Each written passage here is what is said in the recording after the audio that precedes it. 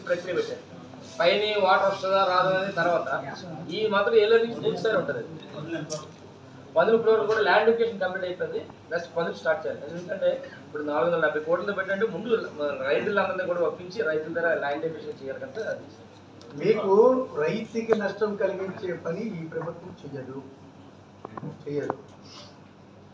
ఎటువంటి నష్టం కూడా ఈరోజు ఏదైతే ఆయకట్టు ఉందో ఆ ఆయకట్టు అయ్యే విధంగానే ప్రభుత్వం చర్యలు తీసుకుంటారు తప్ప ఎక్కడ కూడా రైతుకి నష్టం కలిగే పని మాత్రం చేయదు. అటువంటి ఆలోచన కూడా జగన్మోహన్ రెడ్డి గారు. సార్ మా ఎమ్మెల్యే అభ్యర్థి గారు 30,000 మెజార్టీతో గెలుస్తామన్నారు. మీరు అన్న మెజార్టీతో గెలుస్తారు అనుకుంటారు. ఎవరు మీరు 1,00,000 పైన గెలుస్తారు.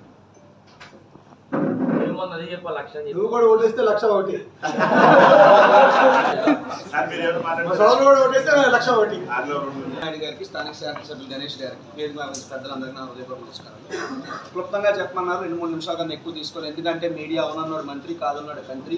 మీరు చూపించిందే నిజమని నమ్మేటటువంటి పరిస్థితులు ప్రస్తుత సమాజంలో ఉన్నాయి. జగన్మోహన్ రెడ్డి గారు ఎంత అభివృద్ధి చేస్తున్నప్పటికీ ఈ రాష్ట్రంలో ప్రతిపక్షాల తీరు ఎలా ఉందంటే, కొంత సెక్షన్ ఆఫ్ మీడియాను అడ్డు పెట్టుకుని రోజు కూడా 3 మోసాలు 6 అబద్ధాలతో పబ్బం గడుపుకుంటున్నారు.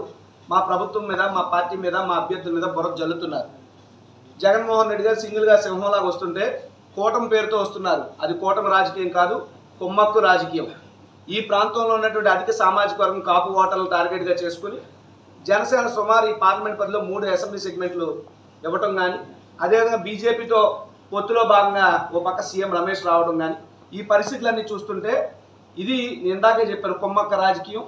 వీళ్ళందరూ కూడా చంద్రబాబు నాయుడు గుంపులోంచి వచ్చినటువంటి గుంట నక్కలు, నో డౌట్. ఎందుకంటే జనసేనకు ముందు ఇదే పవన్ కళ్యాణ్ గారు నేను ముఖ్యమంత్రి అభ్యర్థి అని ఎక్కడ పోతే అక్కడ సభలకు వెళ్ళి సీఎం అని నడుచుకుంటూ కొండంత రాగాలు తీసినటువంటి అతను ఈరోజు కనీసం కూని రాగం కూడా తీయలేకపోతున్నాడు.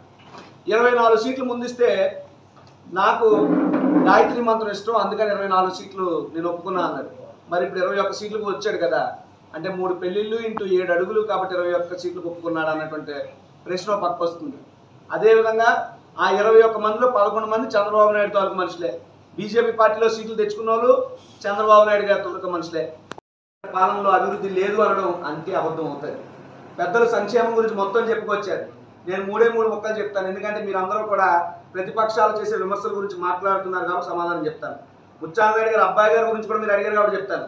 ఈ భారతదేశ స్వతంత్ర రాజకీయ చరిత్రలో అతిపెద్ద ప్రజాస్వామిక వ్యవస్థలో కాంగ్రెస్ పార్టీ అధినేత సోనియా గాంధీ ఓ పార్టీలో ఉంటే మేనకా గాంధీ మరో పార్టీలో ఉంది.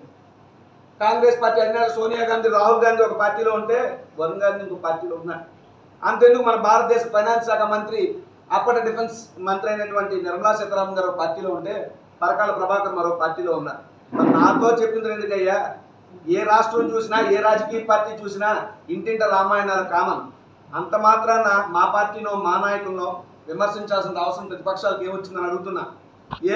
నిజంగా కుటుంబ సభ్యులు అన్నటువంటి మాటలు పరిగణలో తీసుకోవాలని అంత ఉత్సాహం మీ ప్రతిపక్షాలకు ఉంటే వాళ్ళని అడుగుతున్నా.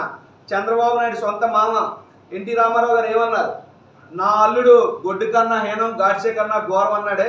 దాన్ని రాస్తారా పేపర్లో తాటికైన అక్షరాలు పెట్టి? ఆ దమ్ముంది ఎవరికైనా? ఆ యొక్క చంద్రబాబు నాయుడు నాకన్నా పెద్ద నాయుడు అన్నాడే ఎన్టీ రామారావు గారు.